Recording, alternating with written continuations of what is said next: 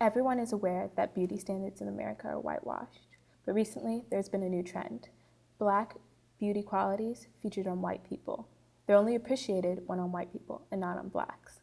I decided to make a change. I decided to talk to people about this new trend. And I know you hate my body. It's really kind of obvious, you know, when there's a white girl who has, you know, curves or something, she's considered beautiful in this way, but when there's a black girl who has curves, she's considered, you know, not beautiful or like trashy or something like that, and I think it's kind of stupid. I know it's definitely not right when like you look at this one girl and because of her skin color she's trash for those characteristics, but then you see it on another girl and because her skin is like milky white, oh, she's hot. I've noticed subconsciously what's been happening, but as soon as you put it into words when you came to ask us to do this project, it actually clicked in my mind like, oh, this is actually something wrong that's happening in society today, and I should be paying more attention to it.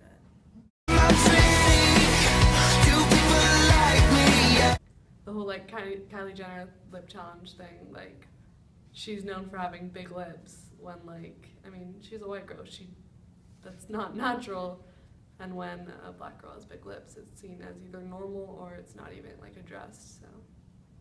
I thought the Kylie Jenner lip challenge was a joke. I didn't realize that was a real thing, like, but then I saw like the whole pop-up, like it's like a glass or something.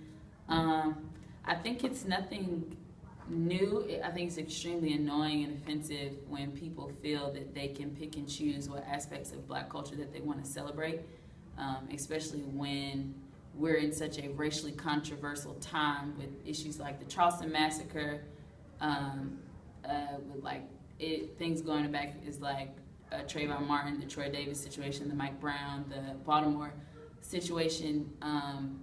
It is extremely offensive when like your fellow citizens can decide that your dance is cool, your clothes are cool, your hair is cool, the way you talk is cool, but you actually being respected as a human being and not being threatened in the society that you live in, then we're silent. Then it's like not a race issue. Then we're just pulling the race card.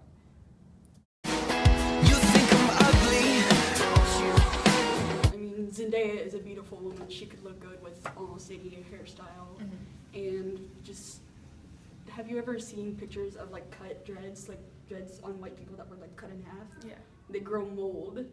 It's really gross, and it's just like, it's not meant for us. It's not supposed to be on us. It's for black people. It's meant for them. They're born with it. It's natural for them. It doesn't look good on us. I don't know why people do that. I don't know, I think it's funny when there's like a white girl who's wearing like fashionista clothes and then she has dreads, and then there's someone who's, you know, black and has dreads, which is a natural hairstyle for black people, and people are like, oh, you know, talking about it, it's kind of, I find it ridiculous, so.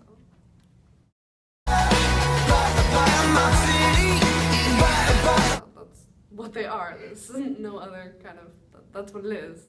Yes, it's not, you're not caring about where it comes from.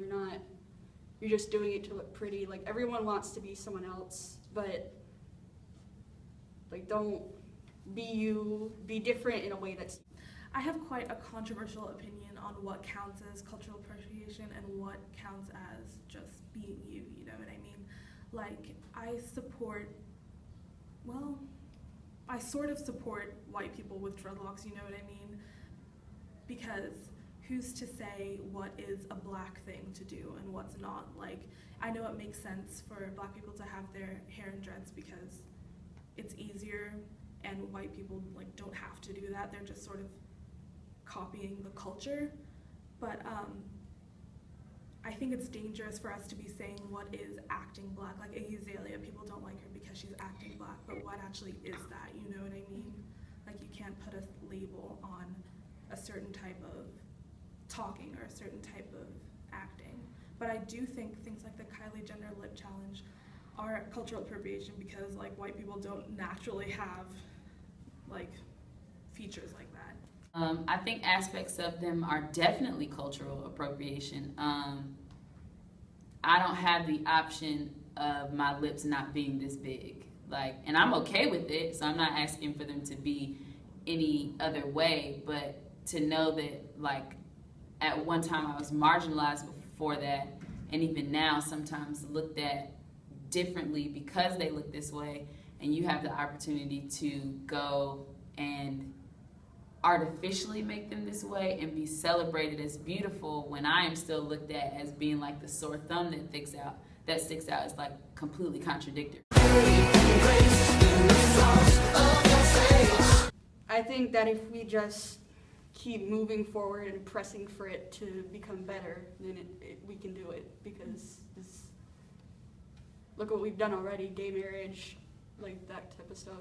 Subject, and I think talking about it is how we can acknowledge how it is cultural appropriation. Like, there's a prime example, and I'm not calling any students out, but there was a scholar yesterday that I saw that had like the Africa chain on, and I had to decide if I was going to be offended by that or not. But of course, like, I can't limit like just me wearing an Africa chain, but it's kind of contradictory that you wear an Africa chain, but the only reference of any type of African or African American culture has been Fetty Wap, Trap Queen, 1738 Trap Street. Like, you have not mentioned anything that is affiliated with Africa. You've only mentioned things that are the watered down version of what popular African American culture is. And I thought that was probably like a huge example of cultural appropriation. Now's the time to talk about it.